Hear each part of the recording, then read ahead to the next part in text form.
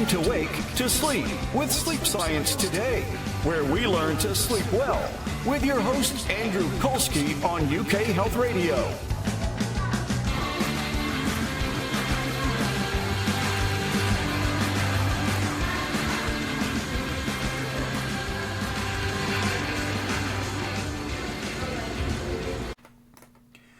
Welcome to another episode of Sleep Science Today, where we teach you about the science behind sleep and hopefully improve your sleep.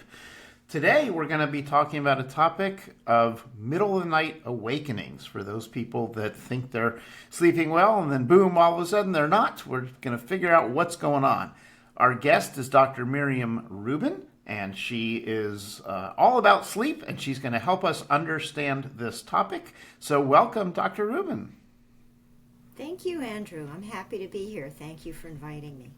Yes, we're lucky to have you. So I'm going to pick your brain on this topic and see if we can't educate everybody about what's going on when they wake up in the middle of the night.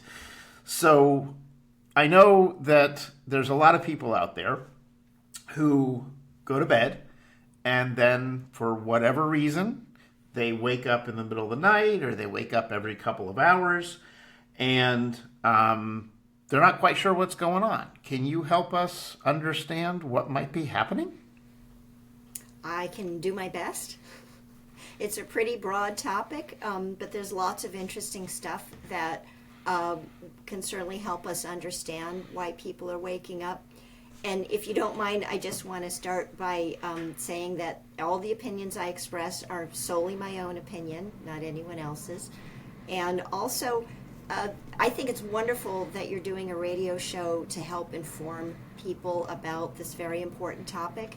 I do want to say that I wouldn't want anyone to disregard any advice they might get from a medical or mental health provider based on something I say in here, because, right, I'm just a person on a radio show. I haven't personally evaluated anyone.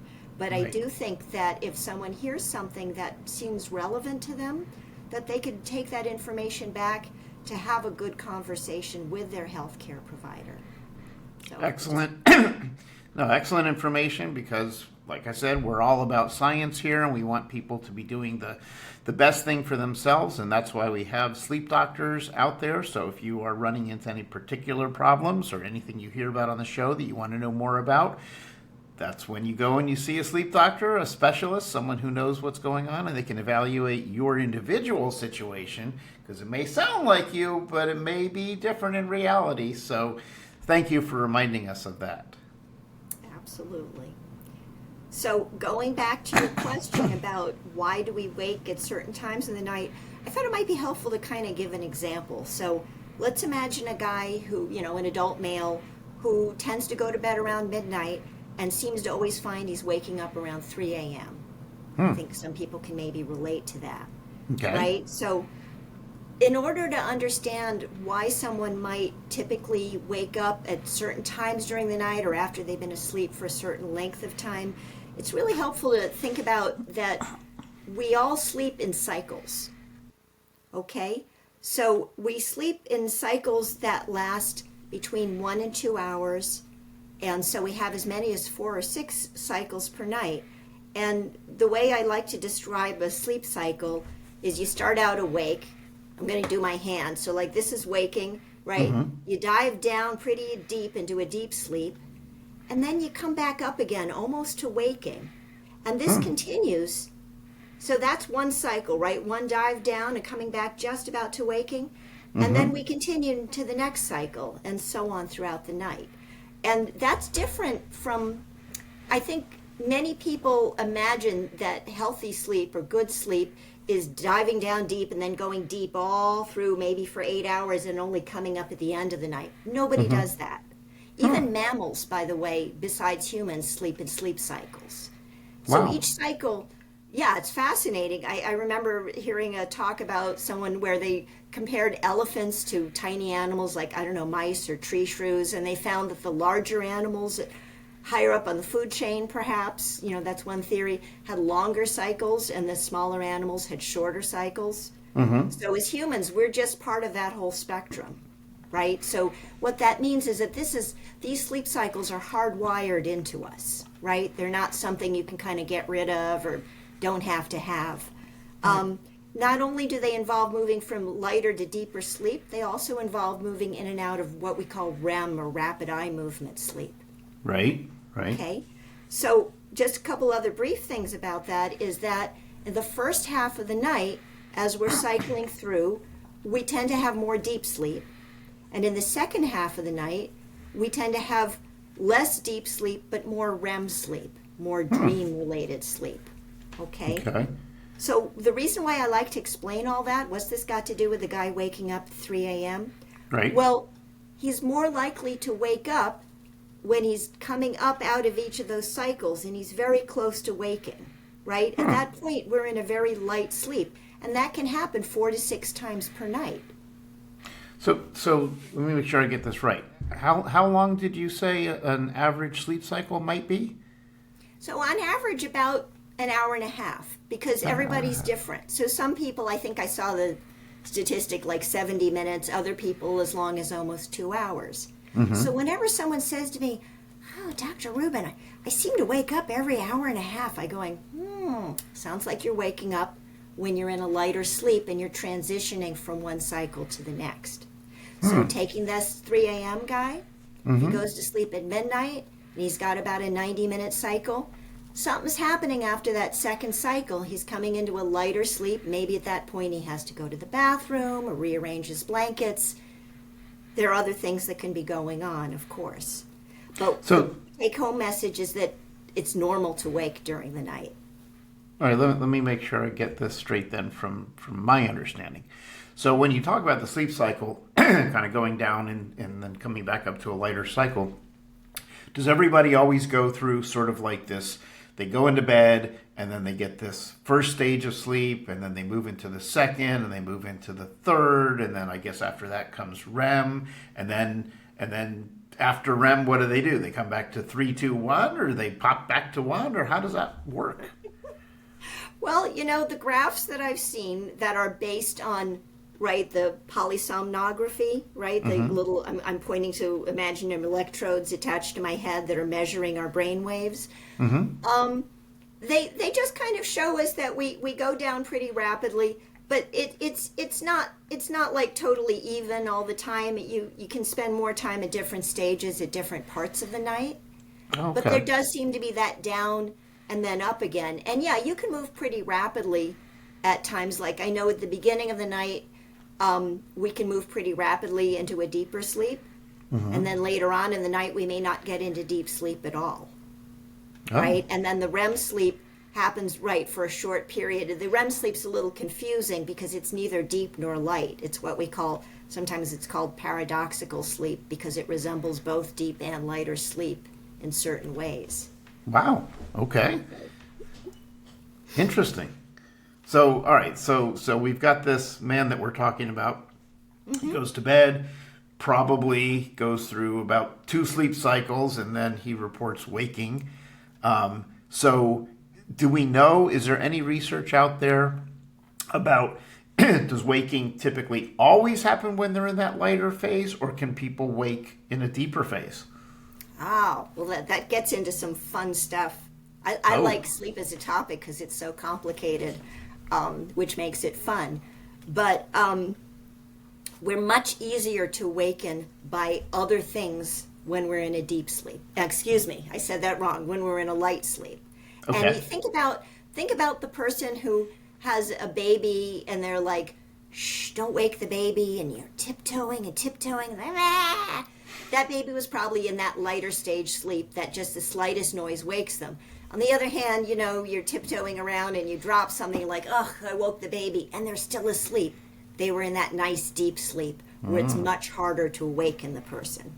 Great. Okay, so Great. It does vary depending on where they are in the sleep stage, and that becomes important because there's rarely just one factor that wakes us. There's multiple factors that determine whether we're awake or asleep at any one time, and the sleep stage is really just one of them.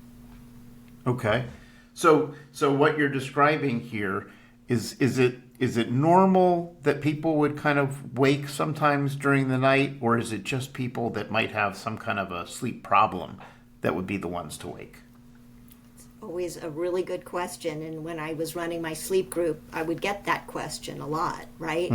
It is my take-home message to everyone I talk to about this is it is totally normal to have brief wakenings during the night. Okay? That perfect 8-hour sleep where you conk out and 8 hours later you wake up and there was no waking in between. I don't know. I don't have statistics about how many people can do that, but I would say that's more rare than common, right? Most of us do wake, and it is normal. But here's an interesting thing about waking. When we wake just briefly, we may not remember the waking at all in the morning. See, that was going to be my question to you. Wake for that makes the difference. And I did see a statistic about that. Somebody measured that, right? They put people in a lab and they wake them and, see whether they remember waking. And I think the average was something over 4 minutes. So a person who wakes for 3 minutes and goes back to sleep, ask them in the morning, did you wake up? And they're more likely to say, nope, slept through. They're awake for 5 minutes or more. They might be more likely to say, oh yeah, I did wake up last night. I remember that. Which kind of gets to the issue, if we wake at night but we don't remember it, is it like we really woke at all? Right. Does it count, right? So yeah. I was going to ask, and I don't know if anybody knows the answer to this question, but if you're describing waking that way where we don't remember it, and let's say someone wakes and they're awake for 1 or 2 minutes only, okay? So they don't remember it in the morning, but during that 1 or 2 minutes that they're awake, maybe they've studied this in sleep studies or something, what are they doing? Are they just laying there still, or do they actually physically move around? What happens? Oh, we do all kinds of things, right? I mean, I keep a glass of water next to my bed. I can wake up in the morning and go, yeah, it was full and now it's this far down. I don't remember waking up and having a sip of water, right? We can rearrange the blankets, we can scratch, we can, do all kinds of things. And that's important to know because, we think of waking and sleeping as these very separate states. And typically they are. We kind of know when we're awake or asleep. And that's something I thought we could get into a little bit. There's other stuff that happens where we're partially awake or we're waking briefly and our brains don't really wake up all the way. And that helps us get back to sleep actually much quicker when our brains don't fully wake up. Right. And that was actually going to be my next question to you was, why is it so hard for some people to get back to sleep after they wake up at night? What's going on there? Yeah, so that is the kind of the $1 million question in a lot of ways, because I think one of the things that separates out people who don't have insomnia from people who do isn't whether or not they're waking at night, but how hard it is to get back to sleep once they do wake up. Right? The person with insomnia will often say, oh, when I wake up, I can't get back to sleep. Right? So I like to say there are 3 factors or processes that determine at any one moment how likely we are to either fall asleep if it's the beginning of the night or stay asleep or get back to sleep, right, during the night. And if you understand these 3 things, that can help you kind of set things up so that when you do wake up, like most of us do at night, you can do whatever you need to do and roll over and get back to sleep, right? Well, this is a perfect segue since you're about to tell us those 3 factors. It's right at the time that I need to take a commercial break. So let me take a break, and we'll come back, and we'll talk about those factors. So hang on. Perfect. You're watching Sleep Science Today. If you enjoy our show, please help support us by pressing the like button, subscribe to our channel, and hit that notification bell. It'll really help us get seen, and it'll help you stay informed. All right. Andrew Colsky here, host of Sleep Science Today. We're speaking with Dr. Miriam Rubin about why we wake in the middle of the night and what to do about it. And just before the break, we were going to get into 3 factors related to getting back to sleep, I think it was, once we wake up. So sorry to interrupt you, but we had to do some business there. Absolutely. So we talked last time about, I'm going to call him our 3 a.m. guy, right? Okay. The guy that goes to sleep around midnight, for some reason seems to typically wake up at 3 a.m., doesn't know why. So now we're talking about not just, we know that he's maybe waking because he's between sleep cycles, he's gone into a lighter sleep, but what makes it so hard for him to get back to sleep? Mm-hmm. So one factor is your sleep drive. And I like to call this your appetite for sleep, your hunger or thirst, because it's a drive just like hunger or thirst. Really simply, the longer you are awake, the stronger your drive. Mm-hmm. Okay? And so looking at the 3 a.m. guy, let's say it's a Sunday night and he slept in until noon that morning, had a nice long sleep, and then he goes to bed at midnight. He's only been up for 12 hours. His sleep drive, where would you think? You think it's high or not so great? Probably not so great. Not so great. He hasn't been up long enough. Right. So maybe he gets to sleep at the beginning of the night, but come 3 a.m., okay, his body, he's all set with sleep. So now he's going to lie awake. Or maybe he was napping during the day. I like to say napping is like snacking. If you think of sleep drive as appetite, you want to be good and hungry for your big holiday meal, right? Don't have a giant meatball sandwich a couple hours earlier, right? So we say, oh, people understand that. Of course I won't be hungry if I just ate a grinder or whatever, right? Right. But they want to be sleepy at 10 o'clock at night, but they were napping in their armchair between 8:30 and 9:30. Right. They had a snack. They're not hungry now. Oh, So I sleep love that. drive is one thing. Hyperarousal is another. Hyperarousal is our fancy therapy way of saying kind of being wired for sound, right? Kind of the opposite of being calm. So when if this is chill and this is normal alertness, this is hyperarousal. Okay. So really hyped up. You see me? I'm raising my hand here. Yeah. But what happens is that the more we're kind of in fight or flight, the harder it is to sleep. So let's say 3 a.m. guy wakes up, looks at the clock, and he goes, oh, well, 3 a.m., sleep cycle, no big deal. Rolls over, goes back to sleep. But if he looks at the clock, says, it's 3 a.m. again. Oh, I've got this big thing I got to do tomorrow. Now I'm not going to think straight. This always happens. Why does this happen? I'm so annoyed. Now he's angry. His heart rate's going up, muscle tension's going up. That's going to make it harder to go to sleep. So Sure. being worried about getting back to sleep in and of itself makes it harder to get back to sleep. Okay?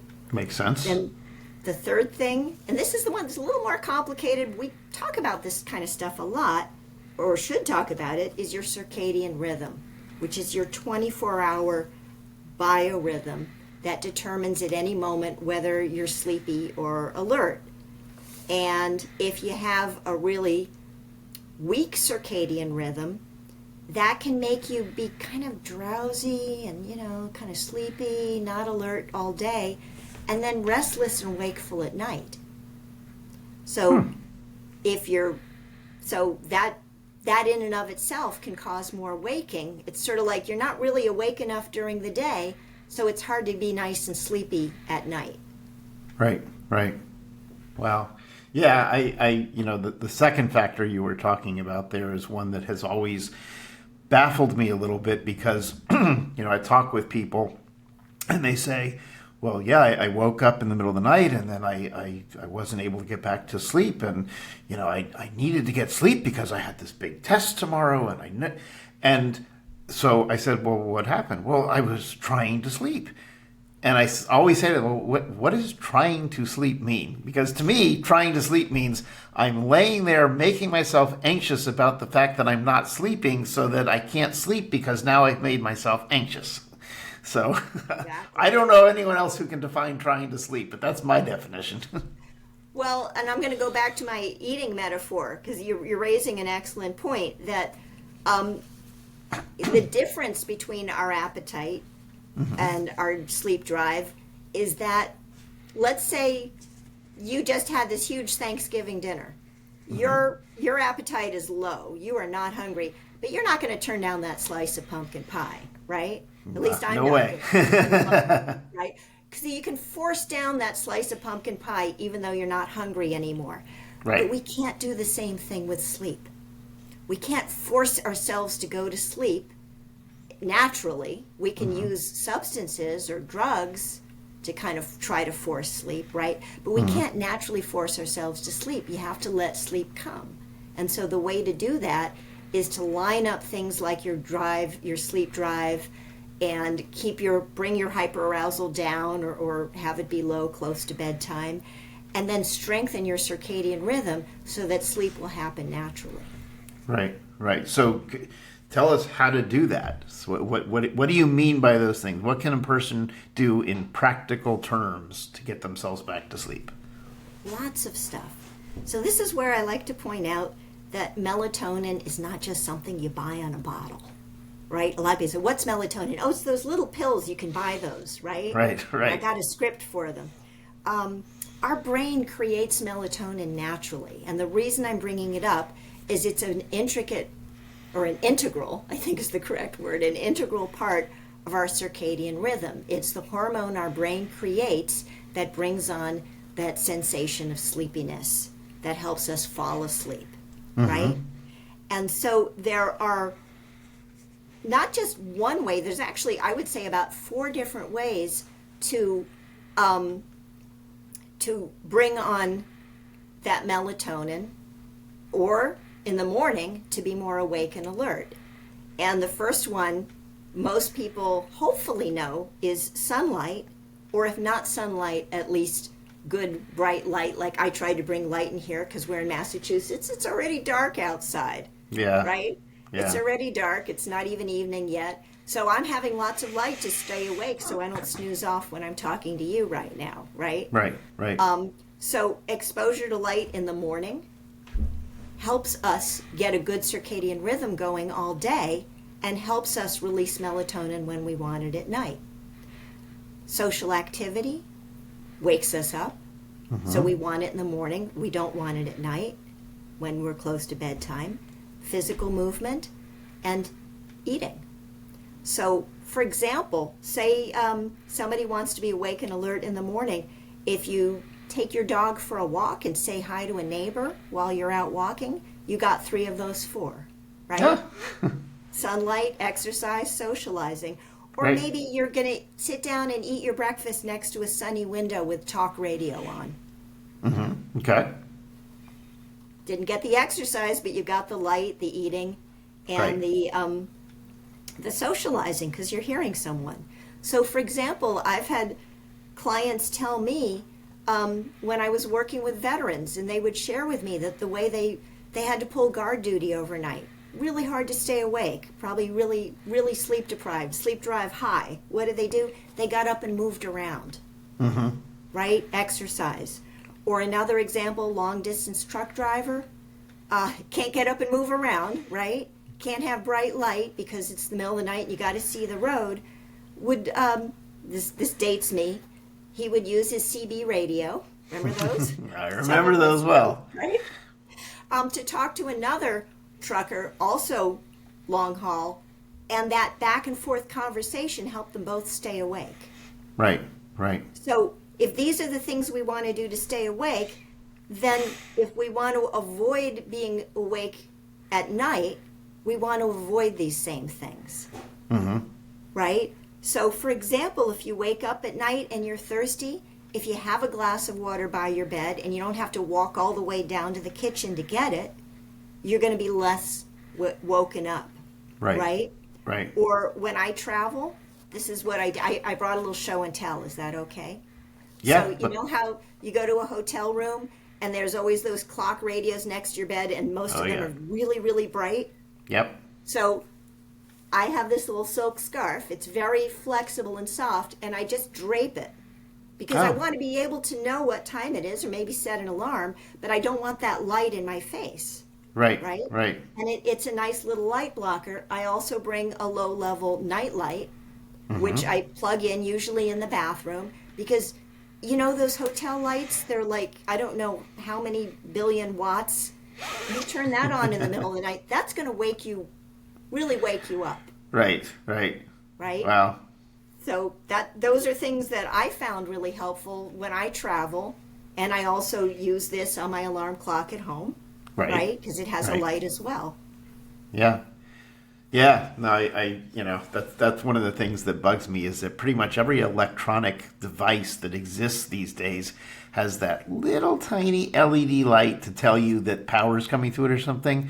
But you put that in a dark room, and that little teeny tiny light can light up the whole room, and you can't get, the sleep that you want. So I hate those things. I'm fond of electrical tape, that black. Yes. You can block out a lot of those extra lights with some things like that. Exactly.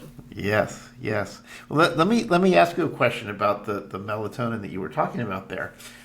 Sort of going in the reverse. Instead of talking about light in the morning and trying to get yourself going with the circadian rhythm, is there anything to this? You'll hear people talk about, have a turkey sandwich because you get the tryptophan from the turkey. That'll help relax you, put you to sleep. Is that related to anything that you're talking about? So that's a really good point. I thought you were going to ask about blue light, which I kind of skipped over because you hear that ad nauseum, right? That most of us have heard that in the same way. You want to have bright light in the morning to wake up. You want to avoid that kind of bright light, particularly blue light from electronics close to bedtime. Yeah.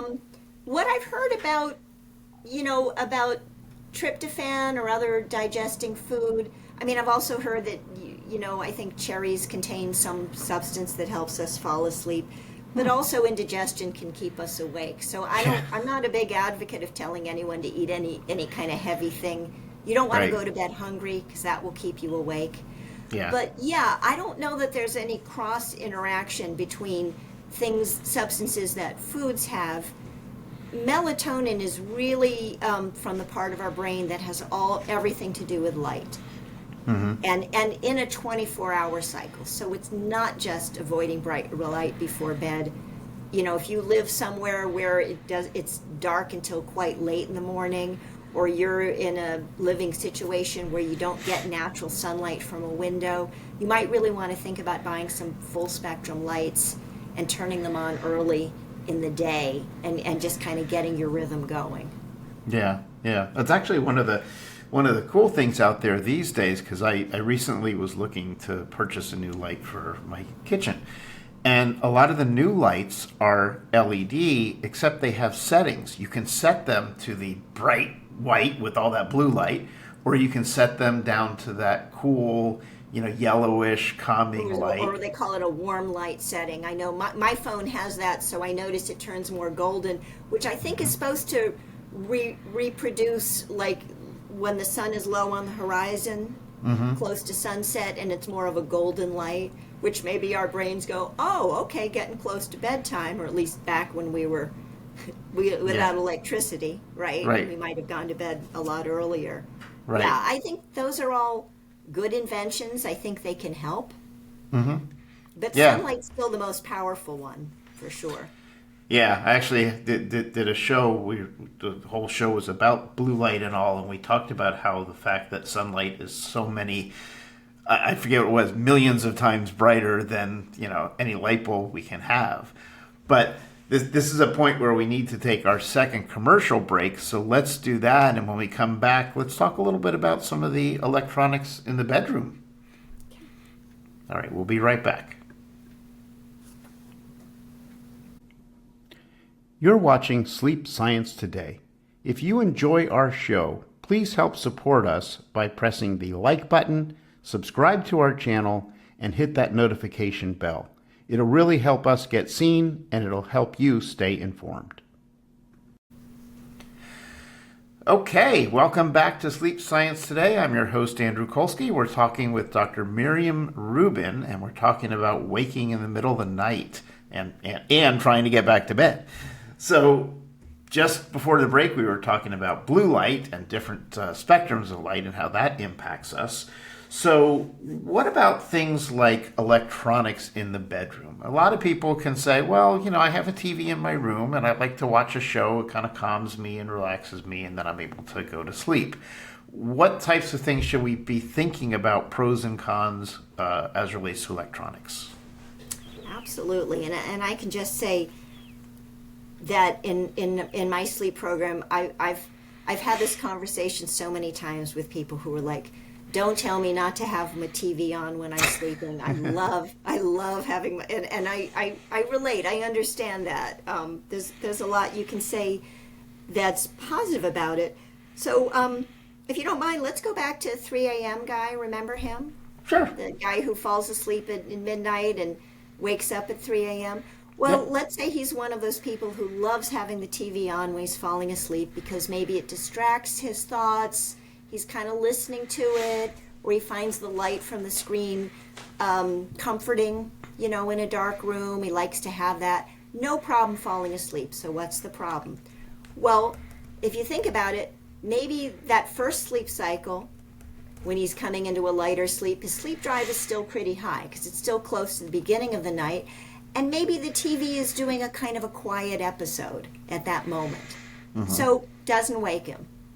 Next time he's coming up, now the sleep drive is lower because he's gotten about 3 hours of sleep there. And maybe some really obnoxious commercial just came on where a guy's shouting at you about, I don't know, buying a sofa or something. And the light is really bright and flickering.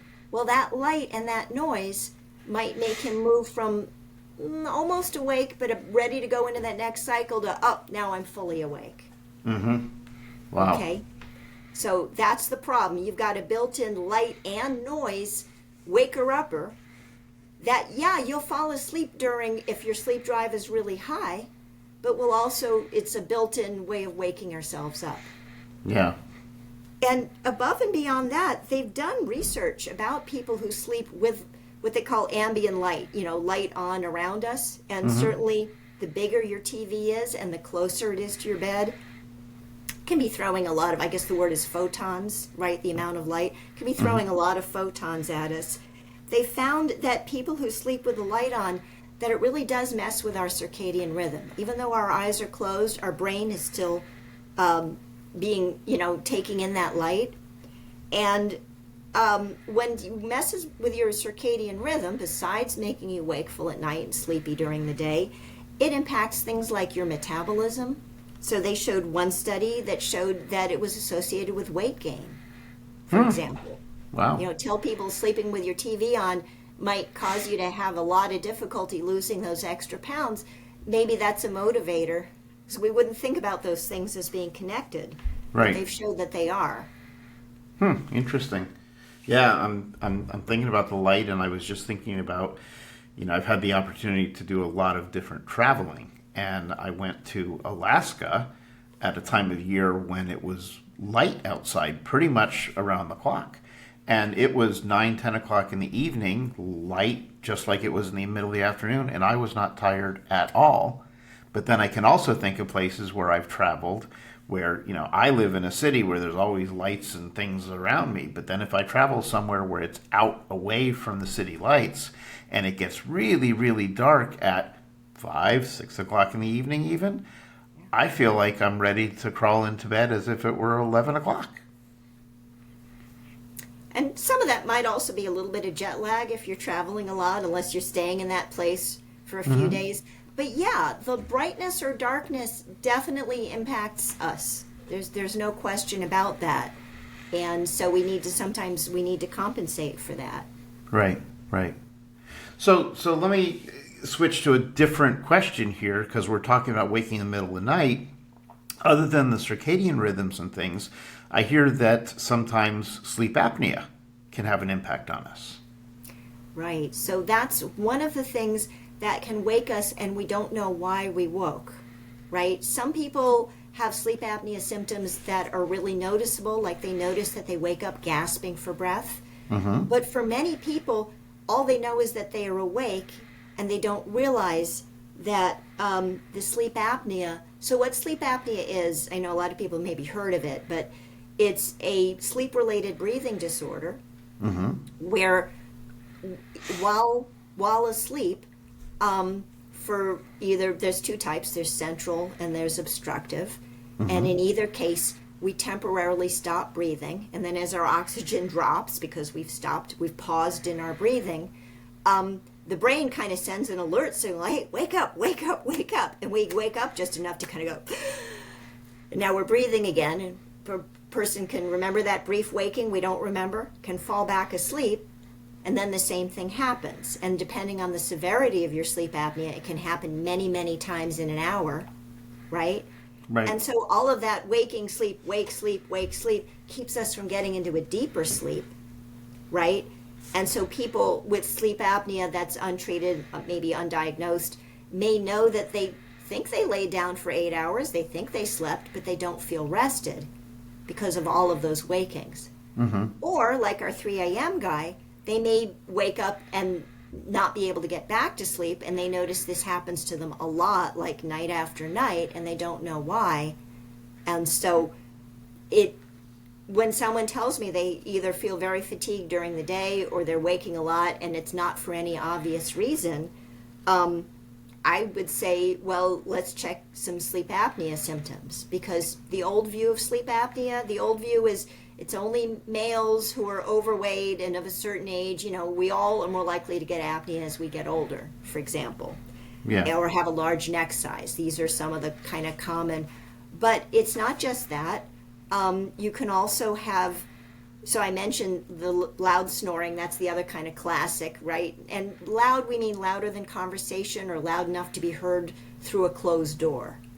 So not just, I snore, but snoring loudly, waking, gasping. Sometimes a bed partner knows. I've had conversations, let's get your bed partner on the phone. Have you ever heard this person stop breathing? Well, yeah, I pounded him on the chest the other night. I was so scared, right? Right. Okay. Then there are other things too, like hypertension, high blood pressure, or diabetes 2, DM2, waking with dry mouth, waking with headache, teeth grinding, frequently waking to urinate, difficulty focusing and concentrating during the day. I'm not saying any one of those things means someone has sleep apnea, right? But these things are associated with sleep apnea. So I do a screening, or if people like, they can look up, there's a perfectly good free screening. By the way, can I mention the website? Is that okay? Absolutely. So the American Association of Sleep Medicine, AASM, has a very nice sleep apnea screen. Now, a screening doesn't mean you have something. This is a medical diagnosis. You want to talk to a healthcare provider about formal testing.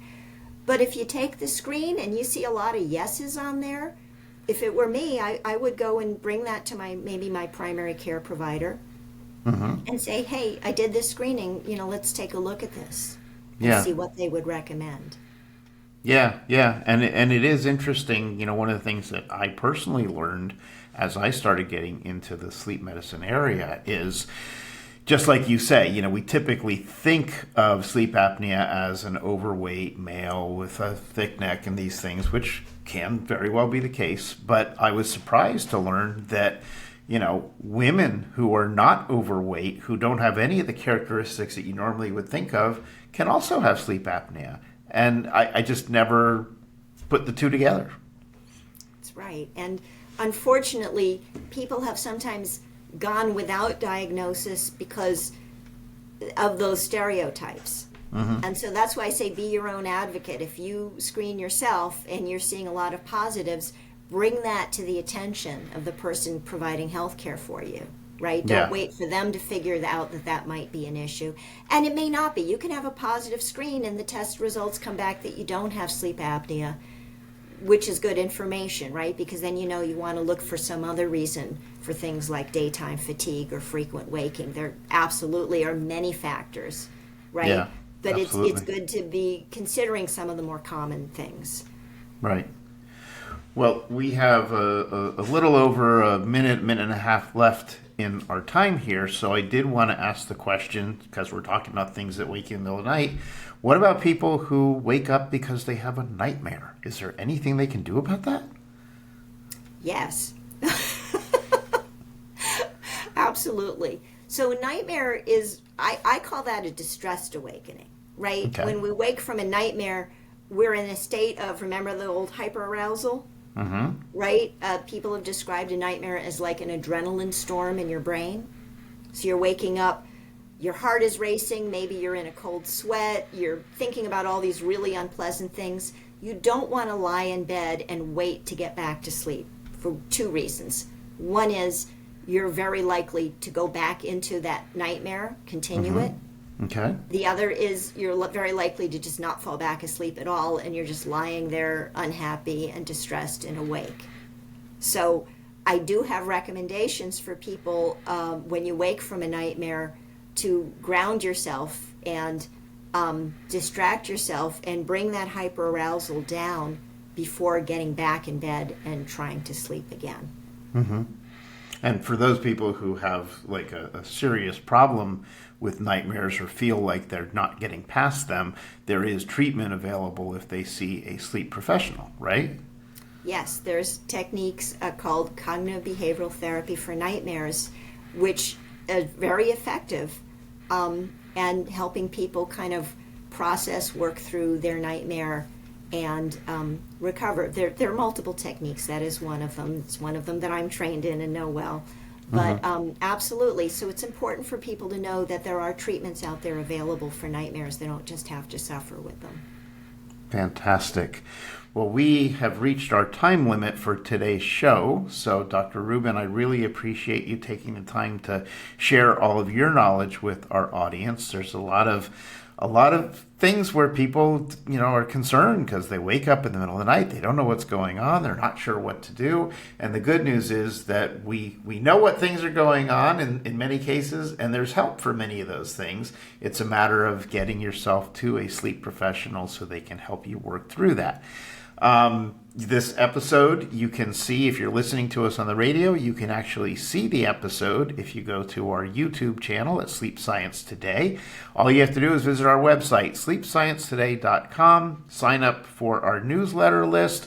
You can get access to the podcast, to the YouTube channel, all sorts of information, and you can even see my new book out there, which is Why Can't I Sleep Well? 150 questions and answers about sleep with all the science behind it to prove it. So thank you for joining us. We look forward to seeing you on another episode. And thank you, Dr. Rubin. Thank you.